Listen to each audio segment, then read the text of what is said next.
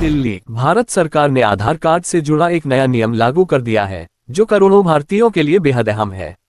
अब आधार कार्ड सिर्फ पहचान का सबूत नहीं बल्कि हर सरकारी और निजी योजना में अनिवार्य दस्तावेज बन चुका है।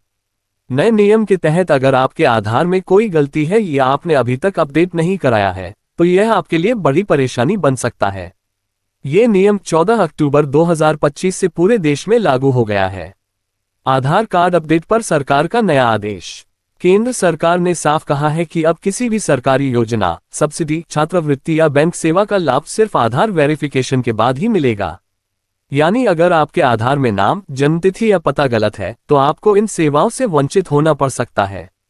इस नियम का सीधा असर लाखों ऐसे लोगों पर पड़ेगा जिन्होंने अब तक अपने आधार में सुधार नहीं करवाया है। UIDAI unique identification authority of India ने सभी नागरिकों से अपील की है कि वे जल्द से जल्द अपने आधार कार्ड को अपडेट करवाएं।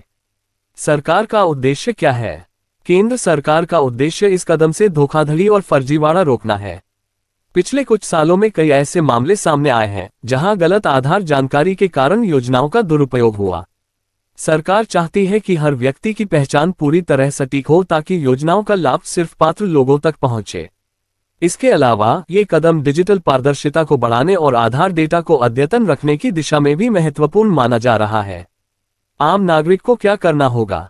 अगर आप आधार धारक हैं तो सरकार की नई गाइडलाइन के अनुसार आपको तुरंत ये कदम उठाने होंगे। UIDAI की वेबसाइट uidi.gov.in या आधार ऐप से अपने आधार की जानकारी जांचें। अगर कोई गलती मिले तो नजदीकी आधार सेवा केंद्र जाकर सुधार कराएं। अपना मोबाइल नंबर और बायोमेट्रिक डेटा अपडेट रखें।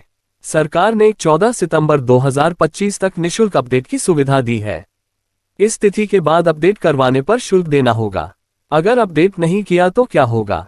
अगर आपने 13 जुलाई 2025 के बाद 90 दिनों के भीतर अपने आधार को अपडेट नहीं किया, तो आपकी आधार आधारित सेवाएं सस्पेंड की जा सकती हैं। इसका मतलब है कि आप सरकारी योजनाओं का लाभ, बैंकिंग सेवाएं, स्कॉलरशिप या पेंशन जैसे महत्वपूर्ण काम नहीं कर पाएंगे। इसलिए यह बेहद जरूरी है कि आप समय रहते अपने दस्तावेज सही करवा लें। डिस्क्लेमर: ये लेख सरकारी रिपोर्ट्स और मीडिया सूत्रों पर आधारित है। इसमें दी गई जानकारी संभावित नीतिगत बदलावों पर निर्भर है।